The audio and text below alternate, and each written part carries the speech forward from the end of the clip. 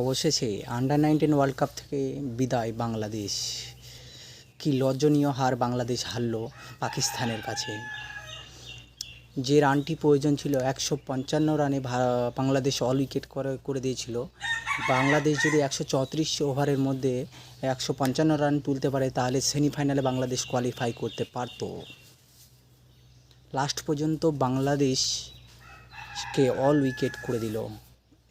পাকিস্তানের মতো একটি শক্তিশালী টিমকে বাংলাদেশ অল উইকেট করে দিয়েছিল, লেকিন বাংলাদেশ খুব চেষ্টা করার পরেও পারল না। 150 রানে অল উইকেট করে দিল পাকিস্তান। কি লজ্জনীয় হারল বাংলাদেশ, ছিটকে গেল ম্যাচ থেকে। আর এই খেলাতে বাংলাদেশ প্রথম টসে জিতে ফিল্ডিং নেওয়ার সিদ্ধান্ত নেয় এবং পাকিস্তানকে ব্যাটে অভ্যর্থনা করে। ব্যাটিং করতে আসে পাকিস্তানকে 155 রানে অল উইকেট করে দেয় বাংলাদেশ। পরবর্তী সময় বাংলাদেশ ব্যাটস করতে এলে পাকিস্তানের মতো একটা শক্তিশালী টিমকে যখন অল উইকেট করে দেয়, বাংলাদেশের বড় সুযোগে আসে অলরেডি হাতে। সেই মোমেন্টে বাংলাদেশকে যখন ব্যাটে পাঠায়, বাংলাদেশ 150 রানের মধ্যে পাকিস্তান বাংলাদেশকে অল উইকেট করে দেয়। অলরেডি বাংলাদেশ সেখানে ম্যাচটি হেরে যায়। লজ্জনীয় জনক হার, 5 রানের হার, লজ্জনীয়।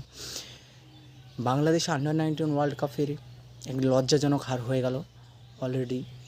আর বাংলাদেশ জিতা ম্যাচ হেরে গেল, অলরেডি তরি ডুবে গেল পারে এসে। সেই রকমই ব্যাপার, একটা অবিশ্বাস্যজনক হার বাংলাদেশের।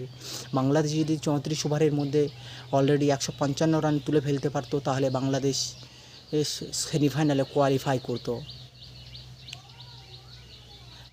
বাংলাদেশের ফাস্ট বোলার রহমতুল্লাহ রওশন আর শেখ পারভেজ জীবন দুজনে মিলে চারটে উইকেট পাকিস্তানের থেকে লুটে নিয়েছে।